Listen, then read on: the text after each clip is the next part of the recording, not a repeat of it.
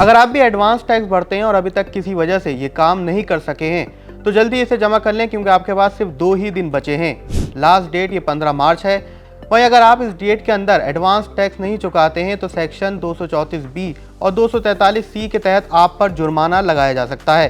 तो पहले जानते हैं कि किन लोगों को एडवांस टैक्स देना होता है। तो दरअसल सैलरी क्लास के अलावा अगर किसी टैक्स पेयर्स की टैक्स लायबिलिटी फाइनेंशियल ईयर में TDS कटने के बाद 10,000 से ज्यादा है तो उन्हें एडवांस टैक्स देना होता है। जिन लोगों की इनकम के अलावा भी सैलरी है, जैसे कि रेंट, कैपिटल गेन, FD या लॉटरी से होने वाली इनकम, उन्हें भी एडवांस टैक्स देना होगा। वहीं अगर आपने प्रॉपर्टी, शेयर, म्यूचुअल फंड या फिर दूसरी प्रॉपर्टीज की बिक्री की है और 15 मार्च से लेकर 31 मार्च के बीच किसी प्रॉपर्टी को बेचने या फिर उस पर NRI के पास जितनी भी भारत में इनकम सोर्स होती है, इन सभी कंडीशन में आपको एडवांस टैक्स का पेमेंट करना होता है।